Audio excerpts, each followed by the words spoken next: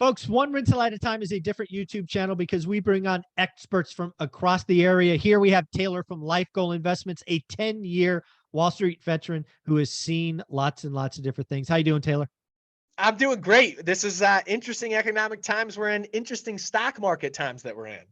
Yeah, one of my experts like to talk about good times never last, bad times never last. I don't think it is a stretch to say we are exiting one and entering another.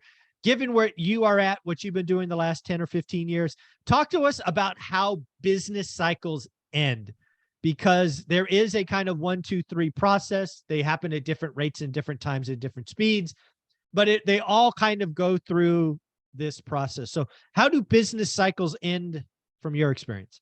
Yeah, it's a really good question. And it does seem to be a pretty systematic 3-step process that plays out.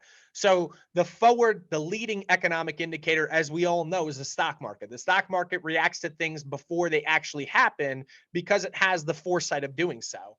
And so the first thing that happens is the stock market enters a traditional bear market. So a bear market, as you probably know, is a fall from its peak by 20%.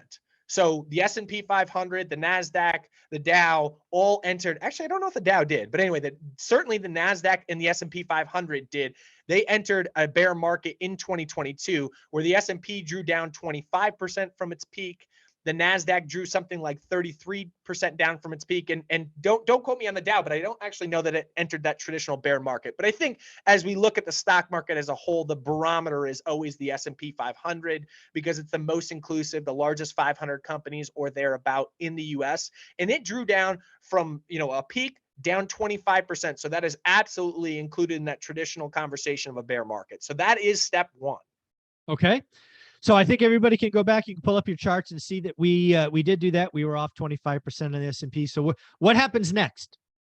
Step two is an earnings recession. So What is earnings it? recession, What is that? yeah, so think about that just like your traditional GDP economic recession, where you have two negative year-over-year quarters of earnings growth. So earnings actually contracting year over year for 2 straight quarters. So the fourth quarter of 2022, which has already been reported, that did show economic contraction. Or I'm sorry, earnings contraction. Earnings went negative year over year. And as we look right now, as we enter essentially the bulk of earnings season, we've had a couple companies report, but the mass of it is going to be reporting over the next 3 weeks. It is anticipated by the average analyst estimate on Wall Street that we will see a contraction of earnings by 6.8%. So as long as they aren't grossly, terribly off, that's going to be 2 negative quarters of earnings growth. And there is your earnings contraction, your earnings recession. That is step two. Yeah. So we're going to stay tuned for the next 3 weeks. I think this is something my experts have been talking about for a while now. Yeah, I think it's around the corner. Again, you may have some companies like JP Morgan that can sit on their hands and make, $20 billion with net interest margin, but that's not going to be most of the S&P 500. So, okay, let's assume that's step two, which we get a check mark in 3, maybe 4 weeks. What happens next? So the third step is your traditional economic recession, your economic contraction. And there's two parts to this. Conventional, online social media wisdom has said it just is 2 negative quarters of GDP growth. And people say we're already in a recession. Well, we're not technically in a recession right now because there's two components of it. So we did get the 2 negative quarters of GDP growth last year, and then it kicked the trend and went back up at the end of the year. So we did check that part of the box, but the other part that we did not check is the pickup in unemployment. So that is the other piece of the equation that you need to see start to move up to traditionally have the NBER say, okay, we are actually in a real technical recession right now. And just for context, because I think that this is something that people say this has never happened before. We've never seen 2 negative quarters of GDP growth without an economic recession being officially announced. That's not true. We did see it in 1947. And then on the other side of the coin, in 2001, we did not have 2 negative quarters of GDP growth, and we did get qualified as an official recession. So let me just shut up there and you can kind of I think you're digest that a absolutely little right. better. Yeah, I did a lot of I tried to do a lot of education on this last year, right? Again, with an economics degree and having kind of gone deep in this, there are rules of thumb that get adopted that are pretty good. 2/4 of negative GDP being one example for the masses. But there's actually 4 or 5 metrics that go into calculating a recession, of which GDP, negative GDP growth, is only one, right? Jobs, industrial production, there's all of these things. But the masses, their heads blow up when you think Correct. of all of those characteristics. Yeah, 1947, 1948, it's happened before. Also, it doesn't have to be 2 quarters, a la the COVID recession. The COVID recession was like 3 months. So, I mean, the NBA, the Economic Forum can, and they always call it late, right? It'll be 9 months after it starts when they call these things. So, it's pretty interesting. But yeah, I think what we're really pointing at is business cycles die kind of this way. And it's no huge question mark as to why they die. What happened here was inflation started to run away, and the Fed had to rein in inflation by yanking interest rates higher at a historic rate. You cannot expect the companies and the overall economy, which are all a function of the underlying companies, to continue to maintain their pace of growth when their cost of debt quadruples or quintuples or whatever the number is. They can't go out and hire that next person because they don't know that the margin is, okay, we have to pay a 5% interest rate on the loan that we have to take to hire this person. Are they going to create 5% additional profit or additional revenue to make it profitable in order to hire them or build out that factory or whatever it may be? Yeah. Did you see what Jamie Dimon said about floating rate debt over the last 48 hours? No, I didn't. What did he say? So I think he's building on a famous Warren Buffett quote, right? Warren Buffett talks about when the tide goes out, you see who's swimming naked. Right. Jamie Dimon, and I actually wrote it down. Interest rates are going to be higher for longer. Floating rate debt will undress problems in the economy. It's an interesting comment because I think I will quasi refute that. Okay. Now I'm not saying wholeheartedly across the board, but one of the biggest reasons that the economic contraction hasn't been more significant than it was in earlier times when we raised interest rates is because of the lack of floating rate debt on the biggest debt instrument that we have, which are mortgages in the United States. I believe, and you might be able to correct me on this, I believe floating rate mortgages account for about 12% of current mortgage rates. Whereas back pre-2008, it was about 40%.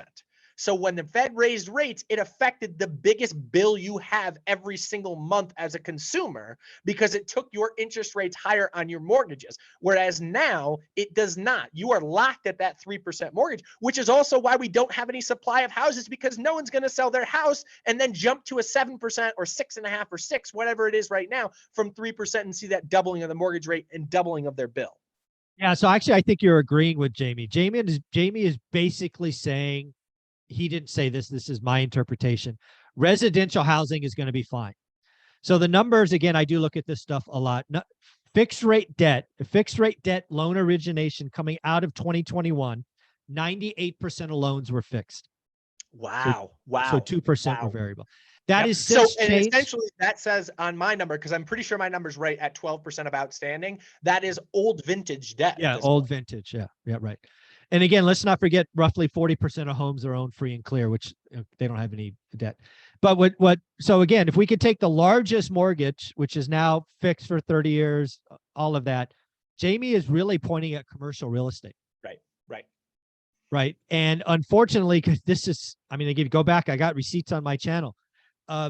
Commercial debt started to copy the sins of 06, which was shorter and shorter term, more variable, interest-only components, bad assumptions, just debt coverage. I mean, just wacky stuff. We already saw it. You probably didn't see this, but it hit my radar. There was a 3,200 unit apartment complex in Houston, Texas, that was bought for, again, I think it was $260 million a year ago. Ouch. The general partners raised $100 million in private debt, LP, limited partners. Yep. So they had an underlying loan of like 200 million or 190 or something. They foreclosed in less than a year.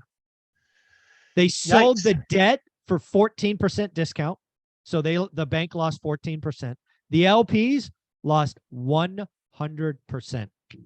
Like that. This is floating rate debt coming back to bite people. This is bad operators. And of course, on my channel, we always talk about billionaire Barry. Barry Sternlicht from Starwood, Yeah, who's yeah. come on CNBC and with PowerPoint slides talking about the Fed has to cut rates. So I'm guessing billionaire Barry is a little interest rate sensitive, maybe a little bit illiquid, and needs some help. But that's just my wild ass Have we guess. heard anything similar out of Elon Musk? I don't know. I don't know. I have personal exposure in commercial real estate. And we have a 20-year note, and it resets every 5 years.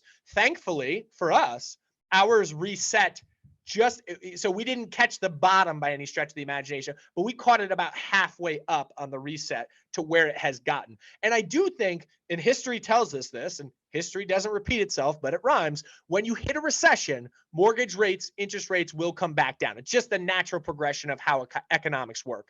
And so I do think we're going to get a reset back lower, because I do think that we are going to experience a real economic contraction and a recession. But that doesn't happen overnight. And these issues are going to continue to play out.